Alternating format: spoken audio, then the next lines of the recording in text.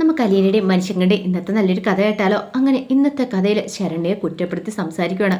ശരണ്യയുടെ അച്ഛനും അമ്മയൊക്കെ. ശരണ്യയുടെ അച്ഛൻ പ്രഭാകരൻ പറഞ്ഞു, എന്നാലും നീ ഇത്രയ്ക്ക് വേണ്ടിയിരുന്നില്ല, ഞങ്ങളോട് ഈ ചതി ചെയ്യേണ്ടിയിരുന്നില്ല. ആൾക്കാരോടൊക്കെ ഞങ്ങൾ ഇനി എന്ത് മറുപടി പറയും?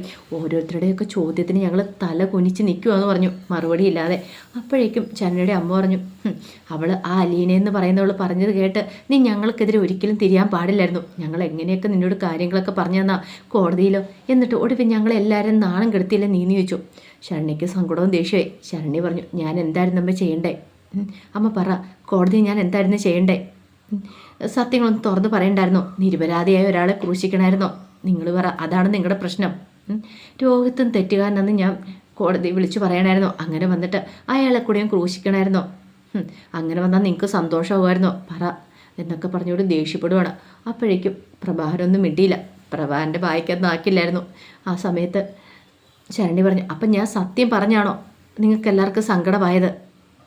പറയാമ്മയെന്ന് പറഞ്ഞു. ഒന്നും മിണ്ടാതെ പ്രഭാകരൻ ആദ്യം അങ്ങോട്ട് എഴുന്നേറ്റ് പോയി. പിന്നാലെ ശരണ്യയുടെ അമ്മയും പോയി. സഹോദരനൊക്കെ അങ്ങോട്ട് പോവുകയാണ്. കാരണം അവർക്ക് ഉത്തരം മുട്ടി. അവർക്ക് അതിന് ഉത്തരവുണ്ടായിരുന്നില്ല. ഈ സമയത്ത് അലീന അടുക്കളയിൽ ചായയൊക്കെ എടുത്തോണ്ടിരിക്കുകയാണ്. അപ്പോഴേക്കും കൃഷ്ണമോൾ അങ്ങോട്ട് വന്നു. കൃഷ്ണമോൾ വന്നിട്ട് പറഞ്ഞു, അലീന ചേച്ചി, എനിക്കിപ്പോഴാണ് സമാധാനമായത്. ഇനി എനിക്ക് എന്നോട് ചോദിക്കുന്നവരോടൊക്കെ, സ്കൂളിലാണ് കളിയാക്കുന്നവരോടൊക്കെ ധൈര്യമായിട്ട് പറയാലോ, എൻ്റെ രോഹിത്തേട്ടൻ തെറ്റൊന്നും ചെയ്തിട്ടില്ല എന്ന്. എനിക്ക് സമാധാനമായി. പിന്നെ അമ്മയ്ക്കും ഭയങ്കര സന്തോഷമായിരിക്കും എന്ന് പറഞ്ഞു. ഇത് കേട്ട് കഴിഞ്ഞപ്പം അലീന പറഞ്ഞു, അത് ശരിയാ, അമ്മയ്ക്ക് സന്തോഷം തന്നെ ആയിരിക്കും. പക്ഷെ മോളെ, ഒരു കാര്യമുണ്ട്. ഇപ്പം രോഹിത്ത് തെറ്റ് ചെയ്തിട്ടില്ലെന്ന് നമുക്കൊക്കെ അറിയാം. പക്ഷേ എങ്കിൽ നിനക്കും അമ്മയ്ക്കും എല്ലാവർക്കും മനസ്സിലാവുമായിരിക്കും. പക്ഷെ പുറമേയുള്ള ആൾക്കാർക്ക് അത് മനസ്സിലാവണമെന്നില്ല. അവർ വേറെ രീതിക്കായിരിക്കും എടുക്കുന്നത്. അതുമാത്രമല്ല, ശരണ്യയുടെ അവസ്ഥ ഇപ്പോൾ എന്തായിരിക്കും എന്നറിയത്തില്ല. ശരണ്യനെ എല്ലാവരും ചിലപ്പോൾ കുറ്റപ്പെടുത്തുമായിരിക്കും, ഒറ്റപ്പെടുത്തി നിർത്തുമായിരിക്കും. അതൊക്കെ ഓർക്കുമ്പോൾ എനിക്ക് നല്ല ബുദ്ധിമുട്ടുണ്ട്. അവളുടെ ഒരു കാര്യം അറിയാൻ പറ്റുന്നില്ലോ എന്ന് ഓർക്കുമ്പോൾ ഒരു വിഷമമുണ്ടെന്ന് പറഞ്ഞു. അപ്പോഴാണ് അലീനയുടെ ഫോൺ ബെല്ലടിക്കുന്നത്. ചേച്ചി ഫോൺ ബെല്ലടിക്കുന്നു പറഞ്ഞു. അലീന അങ്ങനെ കോൾ എടുക്കുകയാണ്. നോക്കിയപ്പോൾ ശരണ്യാണ് വിളിക്കുന്നത്. ശരണ്യ ചേച്ചി എന്ന് പറഞ്ഞ് വിളിക്കുകയാണ്. ആ മോളോ, ഇതിപ്പോൾ മോളുടെ കാര്യം പറഞ്ഞതുള്ളൂ എന്ന് പറഞ്ഞു. ഭയങ്കര ആയുസ മോൾക്കെന്ന് പറഞ്ഞു. ചേച്ചി, എനിക്ക് ചേച്ചിയോട് കുറച്ച് സംസാരിക്കാനുണ്ടെന്ന് പറഞ്ഞു. ഇത് ഒരു മിനിറ്റ് എന്ന് പറഞ്ഞു. കൃഷ്ണമോളോട് പറഞ്ഞു, മോളെ നീ എല്ലാവർക്കും ചായ എടുത്തോണ്ട് കൊടുക്കുക, ഞാനൊന്ന് സംസാരിച്ചിട്ട് വരാമെന്ന് പറഞ്ഞിട്ട് ഫോണും കൊണ്ട് അലീന പുറത്തേക്ക് ഇറങ്ങിപ്പോയി. പിന്നീട് അലീന ചോദിച്ചു, എന്താ മോളെ, നിനക്ക് എന്താ പറയാനുള്ളതെന്ന് ചോദിച്ചു. ചേച്ചി, എനിക്ക് ആകെപ്പാടെ വിഷമമാണെന്ന് പറഞ്ഞു. വിഷമോ എന്തിന്? അല്ല, മോൾ എന്തിനാ സങ്കടപ്പെടുന്നേ? അതെ, കോടതി ചെന്ന് കഴിഞ്ഞപ്പോൾ എന്നോട് എല്ലാവരും ചോദിച്ചു, അവിടെ നടന്ന എന്താ എങ്ങനെയാന്നൊക്കെ ചോദിച്ചായിരുന്നു, ആരൊക്കെ ഉണ്ടെന്നൊക്കെ ചോദിച്ചു. ആ സമയത്ത് എനിക്ക് ആദ്യം ഒരു ഉത്തരം ഉണ്ടായിരുന്നില്ല, എന്തും മറുപടി പറയണമെന്ന് അറിയുണ്ടായിരുന്നില്ല. അപ്പോഴാണ് എനിക്ക് ചേച്ചിയുടെ മുഖം ഓർമ്മ വന്നേ. ചേച്ചിയെക്കുറിച്ച് ഓർത്ത് കഴിഞ്ഞപ്പം ഞാൻ പിന്നെ ഉള്ള സത്യങ്ങളൊക്കെ തുറന്നു പറഞ്ഞു. രോഹിത്തില്ല എന്നുള്ള കാര്യങ്ങളൊക്കെ. ഒരിക്കലും രോഹിത്ത് തെറ്റ് ചെയ്തിട്ടല്ലോ, തെറ്റ് ചെയ്യാത്ത ഒരാളെ ഇതിനകത്തേക്ക് കൂട്ടിക്കൊണ്ട് വരേണ്ട കാര്യമില്ലല്ലോ. കാരണം ചേച്ചി പറഞ്ഞ വാക്കുകളായിരുന്നു എൻ്റെ മനസ്സ് മുഴുവൻ ഉണ്ടായിരുന്നേ. കാരണം ഒരു തെറ്റും ചെയ്യാത്തവരെ നമ്മൾ ഒരിക്കലും ദ്രോഹിക്കരുതെന്ന്, മനസാക്ഷിക്ക് നിരക്കാത്തായ ഒരു കാര്യവും ചെയ്യരുതെന്ന് ചേച്ചിയുടെ വാക്കുകളാണ് എനിക്ക് പ്രചോദനമായിട്ട് വന്നത്. അതുകൊണ്ടാണ് എനിക്ക് അങ്ങനെയൊക്കെ പറയാൻ പറ്റിയത്.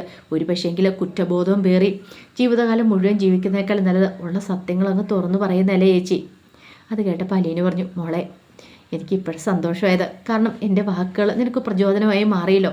എനിക്ക് നിന്നെ ജീവിതത്തിലേക്ക് കൈപിടിച്ച് കയറ്റണമെന്നുണ്ടായിരുന്നുള്ളൂ. നിന്നെ കാണാൻ വന്ന സമയത്ത് ഒരിക്കൽ പോലും ഞാൻ നിന്നെ സ്വാധീനിക്കാൻ ശ്രമിച്ചിട്ടില്ല. നീ അങ്ങനെ പറയണം ഇങ്ങനെ പറയണമെന്നൊന്നും പറഞ്ഞിട്ടില്ല. എനിക്കറിയാം നിൻ്റെ മനസാക്ഷിക്ക് നിരക്കാത്തതായിട്ട് ഒരു കാര്യം നീ ചെയ്യില്ല എന്ന്. അത് കേട്ടപ്പോൾ ശരണ്യ പറഞ്ഞു, അതേ ചേച്ചി, ചേച്ചിയുടെ വാക്കുകളാണ് എനിക്ക്. അലീന പറഞ്ഞു, മോളെ നീ ഇങ്ങനെ തന്നെ മുന്നോട്ട് പോകണം. ചേച്ചി ഇവിടുത്തെ കാര്യം അറിയാലോ, അച്ഛനും അമ്മയൊക്കെ എങ്ങനെ പെരുമാറുന്നതെന്ന്. കാരണം അവർക്കൊന്നും സഹിക്കാൻ പറ്റിയിട്ടില്ല. ഇനിയിപ്പോൾ ചേച്ചി എനിക്ക് ഇടയ്ക്ക് വിളിക്കാൻ പറ്റുമോയെന്ന് അറിയത്തില്ല. മോളെ വിളിക്കാൻ പറ്റുമ്പോൾ നീ എന്നെ വിളിക്കണം. നീ എനിക്ക് രേവതിക്കുട്ടിയെ പോലെ, എൻ്റെ കൃഷ്ണമോളെ പോലെയൊക്കെ നീയും എനിക്ക് നിൻ്റെ വിഷമങ്ങൾ എന്തുണ്ടല്ലോ എന്നോട് വിളിച്ച് പറയണം. എന്നെക്കൊണ്ട് പരിഹരിക്കാൻ പറ്റുന്നതാണ് ഞാൻ പരിഹരിക്കാം. ചേച്ചി എപ്പോഴും ഒന്നും വിളിക്കാൻ പറ്റുമെന്ന് തോന്നുന്നില്ല. സാരമില്ല മോളെ, വിളിക്കാൻ പറ്റുമ്പോൾ വിളിച്ചാൽ മതി. നീ തളർന്നു പോകരുത്. ഇല്ല ചേച്ചി, ചേച്ചി എന്ന പ്രചോദനമുണ്ട് എനിക്കത് മതി. എനിക്ക് ജീവിക്കണം, എനിക്ക് നന്നായിട്ട് ജീവിക്കണം. കാരണം ചേച്ചി പറഞ്ഞു തന്നിട്ടില്ലേ നമ്മൾ തളരരുതെന്ന്. അതുപോലെ തന്നെ എനിക്ക് മുന്നോട്ട് പോകണം. എൻ്റെ മനസ്സിലുള്ള സ്വപ്നങ്ങളൊക്കെ എനിക്ക് സാക്ഷാത്കരിക്കണം. ഇനിയും പഠിക്കണം. അങ്ങനൊരു ഉറച്ച വിശ്വാസമൊക്കെ ശരണ്യക്കുണ്ടായിരുന്നു. ശരണ്യ അത് അലീനയായിട്ട് പങ്കുവെക്കുകയും ചെയ്തു. ഒടുവിൽ സമാധാനിപ്പിച്ചിട്ടാണ് അലീന കോള് കട്ട് ചെയ്യുന്നത്. കുറച്ച് കഴിഞ്ഞപ്പോൾ മനു സൗദാമിന് മുത്തശ്ശിയുടെ അടുത്തേക്ക് ചെല്ലുവാണ്. അങ്ങനെ ചെല്ലുമ്പോഴത്തേനും മുത്തശ്ശിയോട് ഞാൻ നോക്കിയിരിക്കുമായിരുന്നു. എടാ എങ്ങനെയായി മോനെ, നീ ഇവിടെ വന്നിരിക്കുക എന്നൊക്കെ പറഞ്ഞു. അത് കേട്ട് കഴിഞ്ഞപ്പോൾ മനു പറഞ്ഞു, അതെ ആശ്വസിക്കാൻ തക്കതായി ഒന്നുമില്ല മുത്തശ്ശി എന്ന് പറഞ്ഞു. ഇല്ലേ? അല്ല മോനെ, അത് പിന്നെ ഒരു ദുഃഖവാർത്തയുണ്ട്, ഒരു സന്തോഷ വാർത്തയുണ്ടെന്ന് പറഞ്ഞു. ദുഃഖവാർത്തയോ സന്തോഷ വാർത്തയോ അതെന്താണെന്ന് ചോദിച്ചു. പറയാം. അല്ല മോനെ, ഹരിക്ക് ജാമ്യം കിട്ടിയോന്ന് ചോദിച്ചു. ഇല്ല മുത്തശ്ശി, ഹരിക്ക് ജാമ്യം കൊടുത്തില്ല. കോടതിയിൽ വക്കീൽ വാദിച്ചു, ഹരി പുറത്തിറങ്ങി കഴിഞ്ഞിട്ടുണ്ടെങ്കിൽ ആ കൊച്ചിന് ജീവന് തന്നെ ഭീഷണിയുണ്ട്, ആ കൊച്ചിനെ ചിലപ്പോൾ കൊല്ലൂന്ന്. കൊല്ലൂന്നോ? അവനാ? അതേന്നേ, അവൻ കോളേജിൽ ചില അടിപിടി കേസുകളിലൊക്കെ ഉണ്ടായിരുന്നു. അതൊക്കെ വക്കീലും കൂടി കുത്തിപ്പൊക്കി. അങ്ങനെ അവനെതിരെ വാദിച്ചു. എന്ത് ചെയ്യാൻ പറ്റും? ഒന്നും പറയാൻ പറ്റില്ലല്ലോ. ജീവന് തന്നെ ഭീഷണിയുണ്ട്, അതുകൊണ്ട് ജാമ്യം കൊടുക്കില്ലെന്ന് പറഞ്ഞു. എടാ മോനെ, ഇനിയിപ്പോൾ എന്ത് ചെയ്യാനാന്ന് പറ. കുറച്ച് ദിവസത്തോടെ കിടക്കേണ്ടി വരും മുത്തശ്ശി. അതിന് ശേഷം അല്ല, ആ കൊച്ച് അവനെ തിരിച്ചറിഞ്ഞു എന്ന് ചോദിച്ചു. പിന്നല്ലാതെ ഒറ്റ നോട്ടത്തിൽ തന്നെ അവൾ തിരിച്ചറിഞ്ഞു. അവൻ്റെ പേര് പറയുകയും ചെയ്തു. അവന് രക്ഷപ്പെടാൻ പറ്റില്ല എന്ന് പറഞ്ഞു. അല്ല മുത്തശ്ശി ഇത്ര സമയമായിട്ടും ഒരാളുടെ കാര്യം ചോദിച്ചില്ലല്ലോ. രോഹിത്തിനെ കുറിച്ചല്ലേ ഞാൻ മനഃപൂർവ്വം ചോദിക്കാത്ത. ഇനിയിപ്പോൾ ഓരോരുത്തരെ പേരെടുത്ത് ചോദിക്കണ്ടല്ലോ എന്ന് കരുതി. രണ്ടുപേരും ഒരേ കുറ്റം ചെയ്തവരല്ലേ, അതുകൊണ്ട് പിന്നെ ഒരേ ശിക്ഷയായിരിക്കുമല്ലോ കിട്ടുന്നതെന്ന് പറഞ്ഞു. അത് കേട്ടപ്പോൾ മനുഷ്യങ്കർ പറഞ്ഞു, അവിടെ മുത്തശ്ശിക്ക് തെറ്റിയെന്ന് പറഞ്ഞു. തെറ്റിയെന്നോ? അതെന്താ അങ്ങനെ പറഞ്ഞേ? അത് പിന്നെ രോഹിത്തിന് കോടതി ജാമ്യം കൊടുത്തെന്ന് പറഞ്ഞു. ജാമ്യം കൊടുത്തെന്നോ? അതെങ്ങനെ മോനെ ശരിയാവും? അതൊക്കെ ശരിയാവും. ആ പെൺകുട്ടി പറഞ്ഞു രോഹിത് തന്നെ ഒന്നും ചെയ്തിട്ടില്ല, രോഹിത് നിരപരാധിയാണ്. അതെങ്ങനെ? അത് മുത്തശ്ശി മുറിയിലായതുകൊണ്ടൊന്നും അറിയായിരുന്ന. മുത്തശ്ശി അറിയത്തില്ല, അത് പല കാര്യങ്ങളും നടന്നിട്ടുണ്ടെന്ന് പറഞ്ഞു. പല കാര്യങ്ങളോ? അതെന്താ? ഈ പ്രശ്നങ്ങളൊക്കെ ഉണ്ടായതിന് ശേഷം ഒരു ദിവസം ആ കോളനിയിലേക്ക് ആ പെൺകുട്ടി താമസിക്കുന്നിടത്തേക്ക് അലീന പോയിട്ടുണ്ടായിരുന്നു. അവിടെ വെച്ച് കുറച്ച് സംഭവവികാസങ്ങളൊക്കെ ഉണ്ടായിരുന്നു. അലീനയെ തെറ്റിദ്ധരിച്ചു. അവരെ സ്വാധീനിക്കാൻ ചെന്നാന്ന് ഓർത്തുകൊണ്ട് അലീനയുടെ ദേഹത്ത് മണ്ണെണ്ണ ഒഴിച്ച് കത്തിക്കാനൊക്കെ നോക്കി. എൻ്റെ ഭഗവാനെ! എന്നിട്ടെന്ത് സംഭവിച്ചു? എന്നിട്ട് ഭാഗ്യത്തിന് അലീനയെ അറിയുന്ന ഒരാളുണ്ടായിരുന്നു അവിടെ. അയാൾ വന്ന് അലീനയെ രക്ഷിച്ചു. അല്ലായിരുന്നേ അന്ന് അലീനയെ കത്തിച്ചാനും. അവൾക്കൊരു പേടിയില്ലായിരുന്നോ? അവൾക്ക് പേടിയൊന്നും ഇല്ലായിരുന്നു അവൾ പറയുന്നു. വീണ്ടും അവൾ അങ്ങോട്ടേക്ക് പോയിട്ടുണ്ടായിരുന്നു. അങ്ങനെ ചെന്ന് കഴിഞ്ഞപ്പോൾ ആ പെൺകുട്ടി ആ കാര്യങ്ങളൊക്കെ അലീനോട് പറയുന്നേ, രോഹിത് തന്നെ ഉപദ്രവിച്ചിട്ടൊന്നും ഇല്ലയെന്ന്. അതിനകത്തുനിന്ന് എല്ലാവരും ആ കാര്യങ്ങളൊക്കെ അറിഞ്ഞേ. പക്ഷേ ആ പെൺകുട്ടിയെ സ്വാധീനിക്കാനൊന്നും അലീന ശ്രമിച്ചിട്ടില്ല. ആ പെൺകുട്ടിയുള്ള സത്യാവസ്ഥ കോടതിയിൽ പറഞ്ഞു. അതൊക്കെയാണ് സംഭവിച്ചെന്ന് മുത്തശ്ശിയോട് കാര്യകാരണ സഹിതം വിശദമാക്കുകയാണ്. എല്ലാം കേട്ട് കഴിഞ്ഞപ്പോഴത്തേനും മുത്തശ്ശിക്ക് അതൊരു സന്തോഷ വാർത്ത തന്നെയായിരുന്നു. പക്ഷേ ഹരിക്ക് ജാമ്യം കിട്ടിയല്ലോ, അതിൻ്റെതായൊരു ബുദ്ധിമുട്ടും ഉണ്ടായിരുന്നു. ഇതേ സമയത്ത് ബബിത വൈജയനെ വിളിച്ചു. വൈജയെ വിളിച്ചതിനും വൈജ ചോദിച്ചു, എന്തായി പോയുള്ള കാര്യങ്ങളെന്ന് ചോദിച്ചു. അതെ, രോഹിത്തേട്ടന് ജാമ്യം കിട്ടിയെന്ന് പറഞ്ഞു. ജാമ്യം കിട്ടിയോ? അതേന്ന്. ഇപ്പോഴേ എനിക്കൊരു സമാധാനമായെന്ന് പറഞ്ഞു. മോളെ ഒരു കാര്യം ചെയ്യുക, അവനെ വിളിച്ചുകൊണ്ട് ഇങ്ങോട്ടേക്ക് വരണമെന്ന് പറഞ്ഞു. രോഹിത്തേട്ടൻ അങ്ങോട്ട് കൊണ്ടുതന്നെ ഹോസ്പിറ്റലിലേക്ക്. അതിനെന്താ, എല്ലാവരും ഒന്ന് കാണട്ടെ. എൻ്റെ മോൻ തെറ്റൊന്നും ചെയ്തിട്ടില്ല, നിരപരാധിയാന്നുള്ള കാര്യങ്ങൾ. അല്ല, ആരൊക്കെ കോടതിയിലേക്ക് പോയെന്ന് ചോദിച്ചു. അവളും പോയിട്ടുണ്ടായിരുന്നു. അലീന അച്ഛനും കൂടെ പോയത്.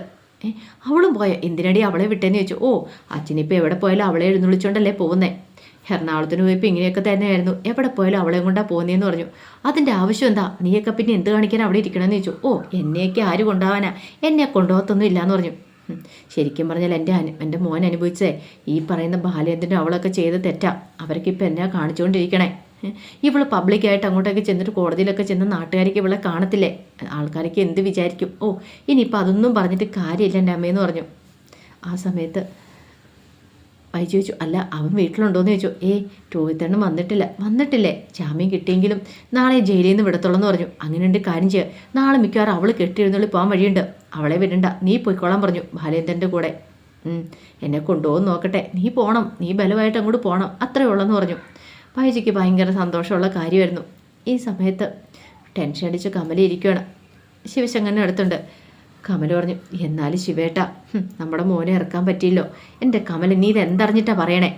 എന്നെക്കൊണ്ട് പറ്റുന്ന രീതിയിലെല്ലാം ഞാൻ ചെയ്തതല്ലേ, നോക്കിയതല്ലേ, എന്നിട്ടോ എത്രമാത്രം ഓട്ടോ ഓടിയതാ, അവസാനം ഇങ്ങനെയൊക്കെ സംഭവിക്കുമെന്ന് ഞാൻ അറിഞ്ഞു എന്ന് ചോദിച്ചു. അപ്പോഴാണ് മനു അങ്ങോട്ടേക്ക് ഇറങ്ങി വരുന്നത്. മനു വന്നിട്ട് പറഞ്ഞു, അമ്മയോട് പറഞ്ഞിട്ട് കാര്യമൊന്നുമില്ല, അമ്മയുടെ തലയിലേക്ക് കയറത്തില്ല എന്ന് പറഞ്ഞു. അതേടാ, എൻ്റെ തലയിലേക്ക് കയറത്തൊന്നുമില്ല, അവന് ജാമ്യം കിട്ടിയല്ലോ ആ രോഹിത്തിന്. അപ്പം അമ്മയുടെ പ്രശ്നം അതാ, ഹരി അകത്തും രോഹിത്ത് പുറത്തു പോയതാ പ്രശ്നമില്ലേ? അങ്ങനെ വരട്ടെ കാര്യങ്ങൾ. എൻ്റെ അമ്മേ, ജഡ്ജിന് മനസ്സിലായി രോഹിത്ത് തെറ്റൊന്നും ചെയ്തിട്ടില്ലാന്ന്. എടാ, ജഡ്ജിന് മനസ്സിലായതല്ലോ എന്ന് പറഞ്ഞിട്ട് കമല ദേഷ്യപ്പെടുവാണ്.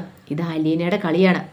അലീന കളിച്ചുകൊണ്ടാണ് ജാമ്യം കിട്ടിയത്, അല്ലെങ്കിൽ ഒരു കാരണവശാലും ജാമ്യം കിട്ടത്തില്ലായിരുന്നു. അവൾ സ്വാധീനിച്ച ആ പെണ്ണിനെ എന്നൊക്കെ പറഞ്ഞുകൊണ്ട് കമല പൊട്ടിത്തെറിക്കുകയാണ്. അപ്പോൾ അതിൻ്റെ വിശേഷങ്ങളൊക്കെ ഒന്ന് കാണുന്നത്. ഇതിൻ്റെ ബാക്കി വിശേഷങ്ങളുമായിട്ട് വൈകുന്നേരത്തെ പ്രമോയി വരാട്ടോ. ഒരിക്കൽ കൂടി എല്ലാവർക്കും ശുഭദിനം നേർന്നോട്ട് നിർത്തുന്നു.